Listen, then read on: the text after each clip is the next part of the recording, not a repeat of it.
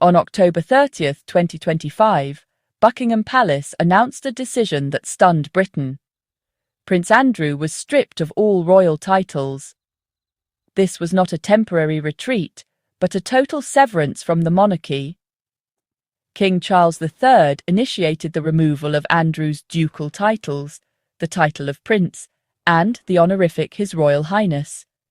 Andrew, once the Duke of York and a senior royal, would now be known simply as Andrew Mountbatten Windsor, a commoner in every official sense. He was also evicted from Royal Lodge, his longtime home, and relocated to a private residence on the Sandringham estate, far from the royal spotlight. This unprecedented move was the culmination of years of scandal and public outrage. The monarchy made it clear, no one, not even a prince, is above accountability. The royal family drew a line, closing one of its darkest chapters. To understand Andrew's fall, we must revisit his damaging friendship with Jeffrey Epstein, the disgraced financier and convicted sex offender.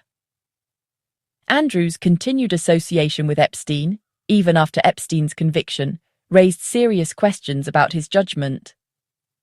The infamous BBC Newsnight interview in 2019, meant to clear Andrew's name, only deepened public outrage with his evasive answers and lack of empathy. Charities and businesses severed ties, and Andrew was forced to step back from public duties. The scandal persisted, fueled by new revelations and the gravity of the allegations. Andrew's connection to Epstein tied the monarchy to one of the most notorious sex trafficking cases in recent history. Stepping back was not enough. The stain on his reputation and the royal families demanded a permanent solution. The association proved catastrophic, making drastic action inevitable. The monarchy could no longer ignore the damage. Central to the scandal were allegations by Virginia Giuffre, who claimed she was trafficked by Epstein and forced to have sex with Andrew as a teenager. Andrew denied ever meeting her, but his denials failed to convince the public. Giuffre's civil lawsuit against Andrew in 2021 brought the allegations to the forefront, and he settled out of court for millions, without admitting guilt. Many saw the settlement as an implicit admission of wrongdoing. In April 2025, Giuffre's tragic suicide and the posthumous release of her memoir reignited the scandal, making the royal family's position untenable. Her story became a symbol of the suffering endured by abuse victims and intensified calls for accountability. The palace's response shifted, expressing sympathy for victims and acknowledging the human cost. Giuffre's courage forced the monarchy to confront a dark reality it could no longer ignore. The renewed focus on her allegations was the final straw. The Crown faced overwhelming moral pressure to act. Stripping a prince of his titles is a rare, formal process. King Charles III used the royal prerogative, issuing warrants to remove Andrew's name from the peerage roll and erase his status as a peer. Andrew lost the titles Duke of York, Earl of Inverness, and Baron Killyleagh, honours that defined his public identity. He had already lost his military titles and HRH style. This was the final, irreversible step.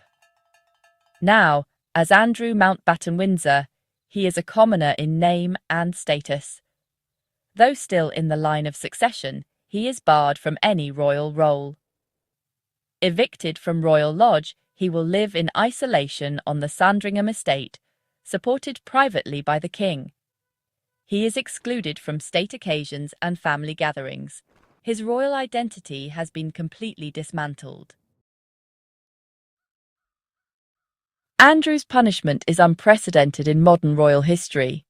The closest comparison is King Edward VIII's abdication in 1936, but Edward left by choice. Andrew was stripped of his status due to scandal. Unlike Harry and Meghan, who chose to step back but kept their titles, Andrew lost everything: his HRH, military honours, and all royal titles. This marks a shift in how the monarchy handles scandal. Public pressure, not palace discretion, drove the decision. In the age of social media, the monarchy can no longer contain crises behind closed doors. King Charles's action sets a new precedent for accountability within the House of Windsor. The message is clear. Privilege does not shield one from consequences. The monarchy is willing to cut ties with its own to protect its future. Andrew's exile is about morality and public trust, not just tradition. The institution has shown it will act decisively to survive.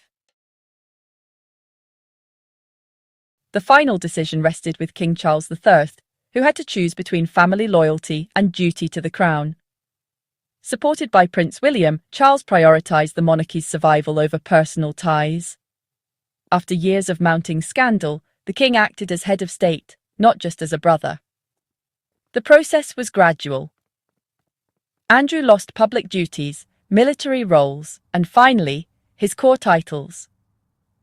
Queen Elizabeth II had hesitated to take this step, but Charles and William recognised the public's patience had run out. The royal family closed ranks, making a cold, strategic move to protect the institution.